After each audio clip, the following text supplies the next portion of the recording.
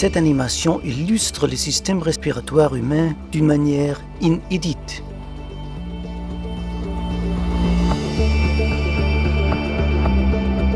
Faisons ensemble ce voyage fantastique. L'air que nous respirons ne contient pas seulement de l'oxygène. L'eau pénètre également dans notre système respiratoire, ainsi que d'autres gaz, comme le krypton, ou encore le radon radioactif. En outre, l'air contient des particules, petites et grandes, qui ne devraient pas pénétrer dans les voies respiratoires inférieures. Pour ce faire, les voies respiratoires supérieures disposent de certains mécanismes de protection. Les grosses particules de saleté ou les insectes sont arrêtés dans la cavité nasale par les poils du nez.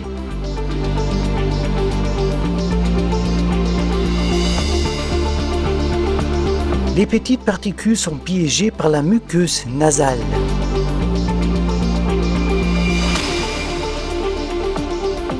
Ces vibratiles, animés de mouvements ondulatoires, poussent le mucus nasal, produit par les cellules caliciformes, vers le pharynx.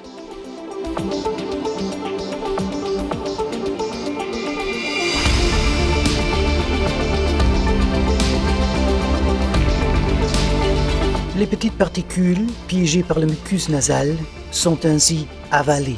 Ce processus s'appelle la clairance mucociliaire.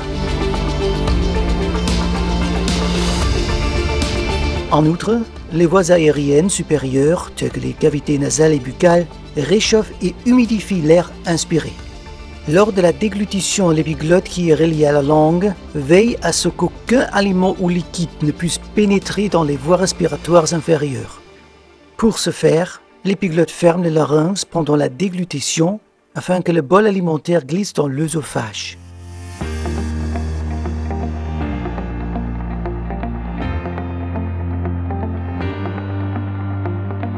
La trachée, située juste en dessus du larynx, est entourée d'un nœud incomplet de cartilage hyalin qui maintiennent l'architecture et la stabilité. Près du cœur, la trachée se ramifie en deux branches principales. Les branches principales mènent au poumon droit et gauche. Le poumon gauche n'a que deux lobes, supérieur et inférieur, tandis que le poumon droit en a trois. Le cœur, situé au centre, pompe le sang désoxygéné vers le poumon par l'intermédiaire des artères pulmonaires. Le sang oxygéné retourne au cœur par les veines pulmonaires et finalement à tous les organes. Les branches principales issues de la trachée sont à l'origine de l'arbre bronchique. Comme les branches d'un arbre, le système tubulaire du poumon commence ici, avec des branches de plus en plus fines. Le poumon droit comporte 3 lobes et 10 segments. Chaque segment reçoit sa propre alimentation en air et en sang.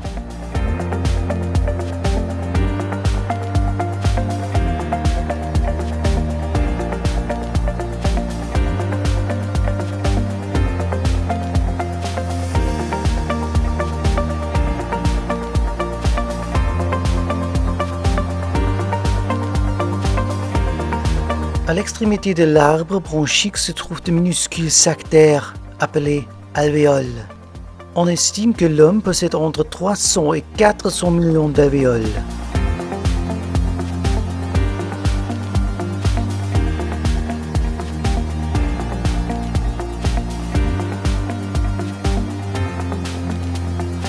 Les grandes branches avec du cartilage sont appelées branches. Les branches fines à l'extrémité de l'arbre bronchique sont appelées branchioles. Au lieu de cartilage, les branchioles sont entourées de fibres élastiques et de muscles lisses. L'échange de gaz se fait à l'aide des alvéoles. Les alvéoles individuelles se trouvent sur les parois des bronchioles respiratoires. Plusieurs alvéoles sont regroupées à l'extrémité d'une bronchiole respiratoire pour former un sac alvéolaire qui est alimenté par un canal alvéolaire. Les alvéoles ont une taille d'environ 50 micromètres. Elles s'élargissent considérablement pendant l'inhalation. Les alvéoles sont en grande partie composées de fines cellules appelées pneumocytes type 1. Ces cellules sont extrêmement minces et étalées et permettent à l'oxygène et au dioxyde de carbone de se diffuser. L'air contenant l'oxygène nécessaire pénètre dans les alvéoles par le canal alvéolaire. C'est là que commence l'échange gazeux. Toutes les alvéoles sont recouvertes d'un réseau de vaisseaux sanguins fins. Le sang désoxygéné peut ainsi être enrichi en oxygène et en même temps libérer le dioxyde de carbone inutile dans les alvéoles. Cela se fait à l'aide de globules rouges, les érythrocytes.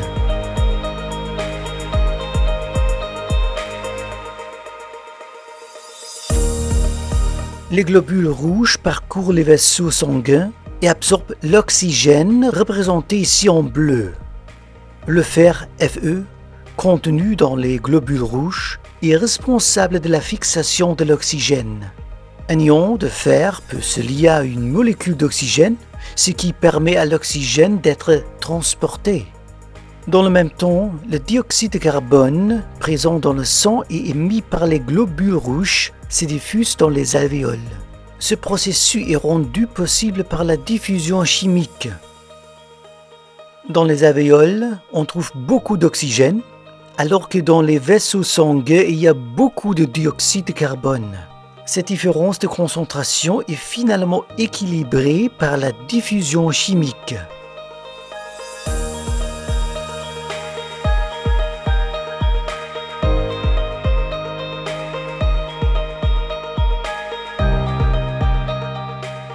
Voyons maintenant comment l'air, et donc l'oxygène, est transporté dans nos poumons. Notre corps possède différents muscles qui gonflent et dégonflent les poumons. Les muscles du cou sont responsables de la fixation et de l'élévation du sternum et des côtes supérieures, et certains muscles situés entre les côtes soulèvent et abaissent toutes les autres côtes.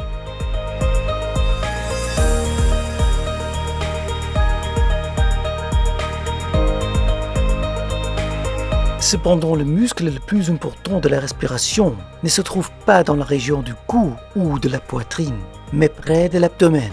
Le diaphragme effectue la majeure partie du travail pendant l'inhalation.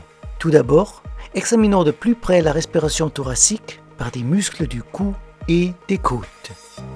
Grâce à leur disposition et à la contraction des muscles, les côtes tournent vers l'extérieur.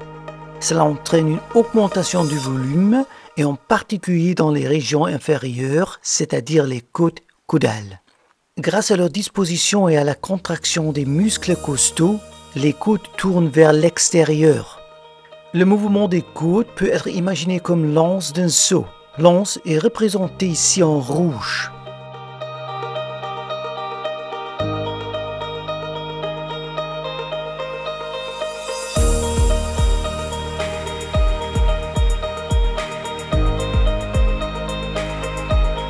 Le sternum tourne également, comme on le voit ici. Le mouvement du sternum peut être assimilé au mouvement d'une poignée de pompe.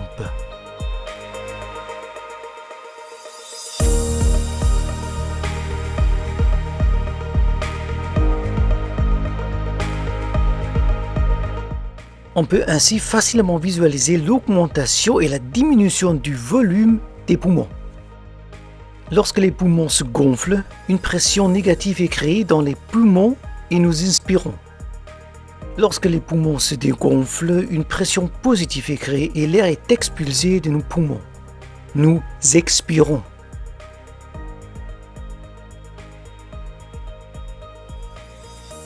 Inspiration, expiration. Inspiration, expiration. Ici, nous pouvons voir le processus d'inspiration et d'expiration d'en bas.